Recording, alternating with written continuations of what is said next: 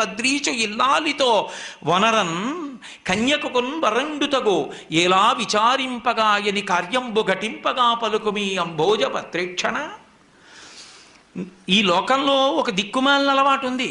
ఆడపిల్లని ఇచ్చేటటువంటి తల్లిదండ్రుల్లో తల్లి ఉందే ముందు పెళ్ళి కుదరగానే సంతోషిస్తుంది. అబ్బా మన అదృష్టం అని అంటే ఇంకా తర్వాత ఏమండి వాళ్ళు అది పెట్టద్దు ఇది పెట్టద్దు, ఆ పిల్లాడు ఏమిటండి, వాళ్ళ నాన్నగారు ఏమిటండి, వాళ్ళ అమ్మ ఏమిటండి అని వాచాలకులు తల్లులే, ఆడపిల్లల తల్లులే అక్కర్లేని కూడా వాళ్ళన్నీ తెస్తారు. నేను క్షమింపబడేదను కాక. వాచాలకులు తల్లులే ఎని లోకంబులు పలుకు కావున. శివుడు తన మీద పెట్టలేదు, లోకంబులు పలుకుతుంటాయి. అందుకని నీ వద్రీషు ఇల్లాలితో మేనకాదేవి దగ్గర జాగ్రత్త సుమా. ఆయనకి ఏముంది ఎంత ఉంది ఇన్ని అడుగుతుంది. ఆయన తగినవాడేనమ్మా అని చెప్పి పెళ్లి కుదుర్చు తల్లి, ఆ పిల్ల నాకు దక్కేట్టుగా చూడు అని బతిమాలుకుని పంపించాడు. కాబట్టి వాళ్ళని పంపించాడు. వాళ్ళు చూశారు, వెనక్కి వచ్చారు. మేనకాదేవి ఒప్పుకుంది, హిమవంతుడు ఒప్పుకున్నాడు. అంతా పూర్తి. నీలాహిమేని కంటెను నీలాలుల కంట ఇంద్ర నీలము కంటెన్ నీల రుచి పోలు నంబుక నీలాలకలేమి చెప్ప నీలగ్రీవా అన్నారు. చాలా అందమైందయా, నీకు తగిన ఇల్లాలన్నారు. సంతోషించారు. అన్నీ పూర్తయిపోయిన తర్వాత దేవతలు వచ్చారు. వచ్చి శివ ఒక చిన్న విజ్ఞాపన అన్నారు. ఏమి చెప్పండి అన్నాడు. అయ్యా మీరు కానీ పార్వతీదేవిని కళ్యాణం చేసుకుంటే త్రికరణ శుద్ధిగా మేనకా హిమవంతులు కన్యాదానం చేసేస్తే ఇక వాళ్ళకి రూపం ఉండదు, మోక్షం వచ్చి మీలో కలిసిపోతారు. హిమాలయ పర్వత ప్రాంతములు లేకపోతే తపోభూములు ఉండవు, ఎవరూ తపస్సు చేసుకోవడానికి అనువైన భూమి ఉండదు. అందుకని వాళ్ళకి త్రికరణ శుద్ధి లేకుండా కన్యాదానం చేసేటట్టు మీ పెళ్ళి మీరు పాడు చేసుకోండి అన్నారు. లోక కళ్యాణం అంటే, లోకం కోసం ఔదార్యం అంటే పరమశివుడు. తప్పకుండా వాళ్ళు త్రికరణ శుద్ధి లేని కన్యాదానం చేసేటట్టు నేను చేసుకో. పరమశివుడి పక్కన రాని వాళ్ళెవరు? బ్రహ్మగారు, విష్ణువు, లక్ష్మీదేవి, సరస్వతీదేవి, ఋషులు, ప్రమథగణాలు, దేవతలు అందరూ పరమశివుడి పనుపున బయలుదేరారు. భక్తకోటి అంతాను. హిమవంతుడు ఆయన చుట్టాలకు ఆయన వేశాడు. ఆయన చుట్టాలు ఎవరుంటారు? అరుణాచలం, వెంకటాచలం, అంజనాద్రి, నీలాద్రి, గరుడాద్రి వీళ్ళకి వేస్తూ పుత్రమిత్ర సపరివారముగా రమ్మని వేశాడు. పర్వతాలకి కూతుళ్ళు ఎవరు? నదులు. నదులకి భర్తలు ఎవరు? సముద్రాలు. అందుకని అల్లుళ్ళు. కాబట్టి సముద్రాలు, నదులు, క్రూరమృగాలు, సాధుమృగాలు, పర్వతాలు, పర్వతాల మీద ఉండే చెట్లు, చేమలు, శలయేళ్ళు ఇన్ని బయలుదేరాయి. ఇవన్నీ హిమాలయాలకు వెళ్ళిపోయాయి. పరమశివుడు పనుపున అందరూ హిమాలయాలకు వెళ్ళిపోయారు. వెళ్ళిపోయిన తర్వాత పెళ్లికి తెల్లవారుదామున బయలుదేరింది ఊరేగింపు. ఎక్కడి నుంచి? కైలాస పర్వతం దగ్గర నుంచి వస్తున్నారు. గవాక్షంలో నిలబడింది మేనకాదేవి నారదుడితో కలిసి. ఒక్కొక్కళ్ళు వస్తున్నారు. అబ్బా వెలిగిపోతున్నాడు, ఆయనేనా మా అల్లుడంది. కాదమ్మా, సూర్యుడు దిక్పాలకుల్లో ఒకడు.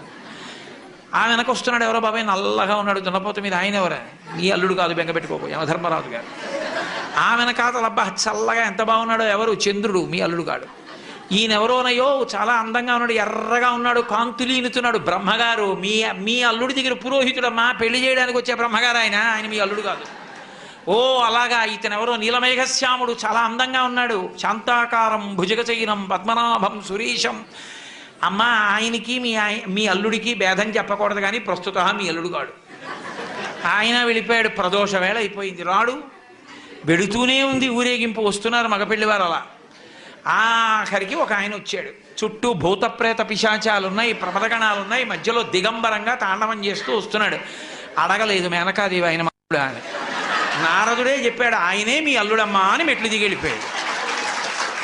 ఇక నేను కల్పించాను అనుకుంటున్నారేమో మీరు. శివమహాపురాణంలోంచి అన్వయం, నేను ఎన్నో గ్రంథాలని కలిపి చెప్తున్నాను. ఇది చెప్పాడు కుమార సంభవం, వీరభద్ర విజయం, ఏంటి పార్వతీ కళ్యాణం, స్కాంద పురాణం, తర్వాత ఇప్పుడు చెప్పేటటువంటిది శివమహాపురాణం. ఇన్నిటిలోంచి కలుపుతున్నాను. అందుకని మీకు ఒక చోట దొరికేది కాదు, ఇన్ని పురాణాల్లోంచి కలిపి విహంగ వీక్షణంగా మాట్లాడుతున్నా పార్వతీ కళ్యాణం గురించి. ఆ నారదుడు గబగబా మెట్లు దిగి వెళ్ళిపోయాడు. ఈవిడ గబగబా మెట్లు దిగి తిన్నగా పార్వతీ దగ్గరికి వెళ్ళింది. నిన్ను చంపినే చచ్చిపోతా, వాడా దొరికాడు నీకు భర్త, తపస్సోట. రేపు పొద్దున్న పెళ్లిపీటల మీదకి వచ్చి కూర్చుంటే కాళ్ళు ఎలా కడగడం, కన్యాదానం ఎలా చేయడం, ఆడల్లుడు ఏమిటే అని పెద్ద గొడవ మొదలెట్టు. నానా అల్లరైంది. నారదుడు వచ్చాడు, బ్రహ్మగారు వచ్చారు, విష్ణు వచ్చారు. ఎంత నచ్చ చెప్తే మాత్రం ఆవిడ వింటుంది? ఆవిడ వినలేదు.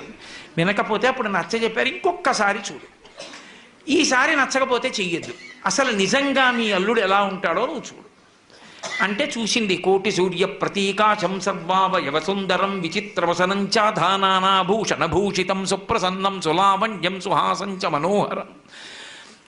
గౌరాభం యుతి సంయుక్తం చంద్రరేఖా విభూషితం సూర్యేణ చిత్రితం మూర్ధ్ని చంద్రదండ విరాజితం గంగా చ యమునా చైవా విధత్తు స్మరుచామరే అంటూ పట్టుపుట్టాన్ని కట్టుకుని గంగా యమున ఇద్దరూ కూడా ఒకళ్ళు సూర్యేణ చిత్రితం మూర్ధ్ని, సూర్యుడేమో పైన గొడుగు పట్టుకుంటే చంద్రుడు పక్కన దండం పట్టుకుంటే గంగా యమునలు ఇద్దరు వెనకాతల సేవిస్తుంటే మంచి ప్రసన్నంతో లావణ్యంతో అద్భుతమైనటువంటి రూపంతో అందాలకి అందంగా ఎంత సౌందర్య రాశియో అటువంటి మహామూర్తిగా పరమశివుడు నడిచొస్తున్నాడు.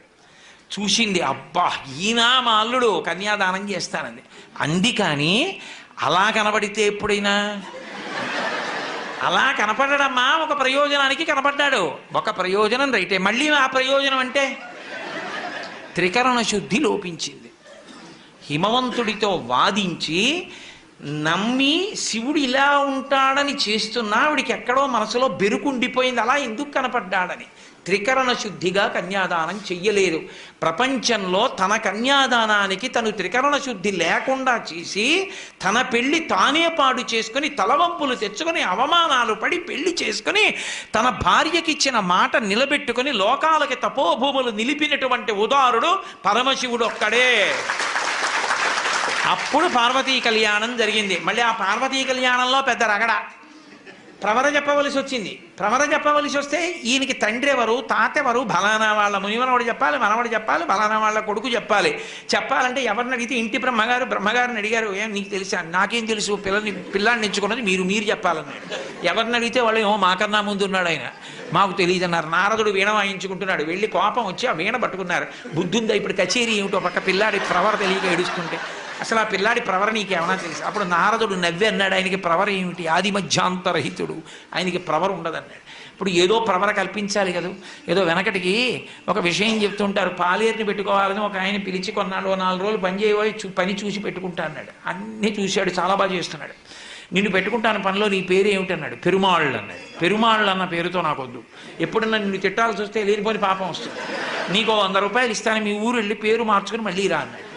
ఓ వారం పోయాక వచ్చాడు, మార్చుకున్నావా? మార్చుకున్నాను. ఏం పెట్టుకున్నావు? పెద్ద పెరుమాళ్ అని. అలా పరమశివుడికి ప్రవర చెప్పమంటే ఏం చెప్తారు? అందుకు నిర్గుణ నిరంజన నిరాఖ్యాత నిరామయ నిర్వికల్ప పంచారుషేయ ప్రవరాన్విత పరమశివ గోత్రస్య పరమశివ శర్మణో నప్త్రే అన్నారు. అని విశ్వేశ్వర శర్మణ పౌత్రాయ సుందర శివ శర్మణ పుత్రాయ అని విశ్వనాథ శర్మణే వరాయ అఖిలాండకోటి బ్రహ్మాండ నాయకాయ తత్వమర్థస్వరూపాయ సకల భక్తార్తి భంజనాయ కైలాసపర నివాసాయ విశ్వేశ్వర శర్మణే వరాయ అని ఆఖరికి ఆయనకి పరమశివుడి పౌత్రుడు. ఆయన పేర్లే మార్చి కొంచెం కొన్ని పేర్లు ముత్తాత చేశారు, కొన్ని పేర్లు తండ్రి చేసి ఆయన్నే పెళ్లి కొడుకుని చేశారు. చేసి అమ్మవారి దగ్గరికి వచ్చేసేపటికి కాశ్యపావత్సార నైధృతత్రయారుషేయ ప్రవరాన్విత కాశ్యపసగోత్రస్య కాశ్యపసగోత్రంలో పుట్టినటువంటి అమ్మవారు అని చెప్పి ఆ అమ్మవారికి మొట్టమొదట ఎవరి యొక్క మునిమనవరాలు అంటే ఆమె కోలాహల శర్మణో నప్త్రి, కోలాహల పర్వతం అనేటటువంటి దానికి ఆమె మునిమనవరాలు. అలాగే త్రికూటాచల పర్వతం, అలాగే హిమవత్ పర్వతం, హిమవంతుని యొక్క పుత్రి, తత్వమర్థస్వరూపిణి, మహాలక్ష్మీ రూపిణీం కన్యాం అని చెప్పి పార్వతీదేవిని కన్యాదానం చేయించి పార్వతీ పరమేశ్వర కళ్యాణాన్ని పూర్తి చేశారు. ఈలోగా శ్రీ మహావిష్ణువు పరిగెత్తుకొచ్చి అయ్యో ఉపద్రవం జరిగిందన్న. స్వామీ శంకర కంకణోరగపతి సంపూజ్య బృందారక కామధ్వంసక ఎల్లలోకములు మీ కళ్యాణముం చూడస ప్రేమం చనుదించియుండుటను చేసి మహావ్రేగై భరంభోర్వక ఈ ధరణీ చక్రము కృంగే సమతం పొందించి రక్షింపవే అన్నాడు. పర్వతాలు, సముద్రాలు, నదులు ఇన్నొచ్చేసాయి, దేవతాగణాలు వచ్చేసాయి, భూమి కుంగిపోతోంది. మీ కళ్యాణానికి ఇంతమంది రావడంలో అటు బరువు తగ్గింది, ఇటు బరువు ఎక్కువైంది, అయ్యా ఈ భూమిని రక్షించండి అన్నారు. వెంటనే అగస్త్య బ్రహ్మని పిలిచి, మహానుభావ అగస్త్య, నువ్వు ఒక్కడివే అంతటి శక్తివంతుడివి, నువ్వు దక్షిణ దేశానికి వెళ్ళిపోతే ఈ భూమండలం నిలబడుతుందని అగస్త్యుణ్ణి దక్షిణ దేశానికి పంపించారు. అక్కడతో భూమి సమత్వాన్ని పొందింది. పార్వతీ పరమేశ్వరుల యొక్క కళ్యాణం పూర్తయింది. ఆ తల్లిదండ్రులైనటువంటి పార్వతీ పరమేశ్వరుల్ని కళ్యాణ వేదిక మీద ఎవరు చూస్తారో అక్షతలు మనం పోసుకున్నాం అనుకోండి, ప్రజామే కామ సమృజ్యతాం, యజ్ఞోమే కామ సమృజ్యతాం, శ్రియోమే కామ సమృజ్యతాం అని అడుగుతాం. నాకు ఐశ్వర్యము కలుగుగాక, సంతానము కలుగుగాక, అలాగే యజ్ఞములు చేసేటటువంటి అధికారము కలుగుగాక, నాకు అటువంటి అదృష్టము కలుగుగాక అని. పార్వతీ పరమేశ్వరులు కళ్యాణం చేసుకున్నప్పుడు ఒండురుల యొక్క శిరస్సుల మీద పోసుకున్నటువంటి శ్వేతాక్షతల్ని ప్రసాదం